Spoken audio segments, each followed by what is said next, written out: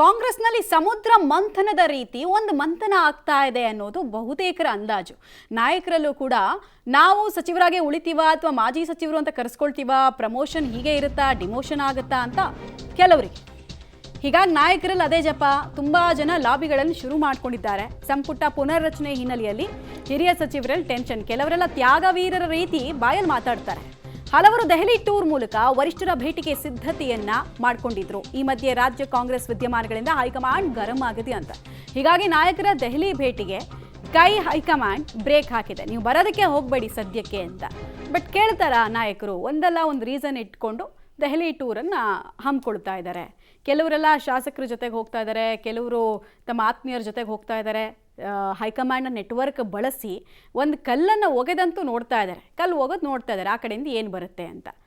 ವಾಪಸ್ ರಿಪ್ಲೈ ಬರಲಿಲ್ಲ ಅಂತಂದರೆ ಇನ್ನೊಂದು ರೀತಿಯಲ್ಲಿ ಪ್ರಯತ್ನ. ಒಟ್ಟಿನಲ್ಲಿ ಸಂಪುಟ ಪುನರ್ರಚನೆ ಅನ್ನೋ ಬಸ್ಸನ್ನು ಮಿಸ್ ಮಾಡ್ಕೊಳ್ಳೋಕೆ ಯಾರಿಗೂ ಇಂಟ್ರೆಸ್ಟ್ ಇಲ್ಲ. ಈ ರಾಷ್ಟ್ರೀಯ ಪಕ್ಷಗಳು ಅಧಿಕಾರದಲ್ಲಿದ್ದರೆ ಇದೇ ಆಗೋದು. BJP ಅಧಿಕಾರದಲ್ಲಿದ್ದಾಗಲೂ ಕೂಡ ಅಮಿತ್ ಶಾ ಬೈದೇ ಬಿಟ್ಟಿದ್ರು, ಬರಕ್ಕೆ ಹೋಗ್ಬಿಡಿ ಯಾರು ಕೂಡ ಡೆಲ್ಲಿಗೆ ಅಂತ ಅಂದ್ಬಿಟ್ಟು.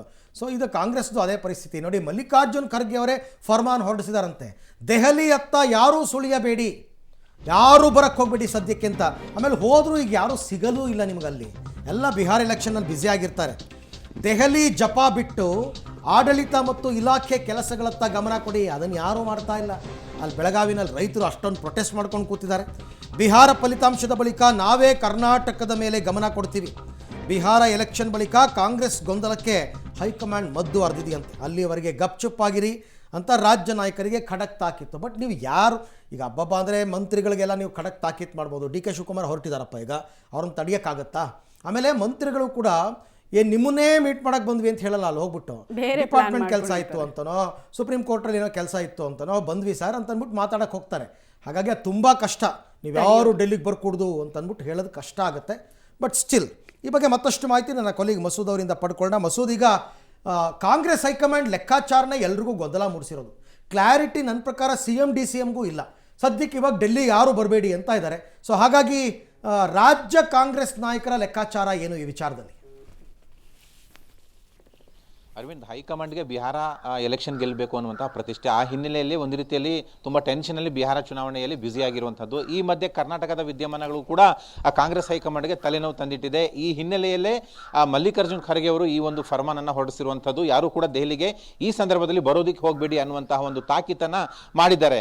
ಮೊನ್ನೆ ಸತೀಶ್ ಜಾರಕಿಹೊಳಿ ಕೂಡ ಹೋಗೋದಕ್ಕೆ ಸಿದ್ಧವಾಗಿದ್ದರು. ಅದರ ಹಿಂದೆ ದಿನೇಶ್ ಗುಂಡೂರಾವ್ ಅವರು, ಕೃಷ್ಣ ಬೈರೇಗೌಡರು, ಒಂದ್ಸಲ DK ಶಿ ಅವರು ಕೂಡ ಹೋಗಿ ಬಂದಿದ್ದಾರೆ.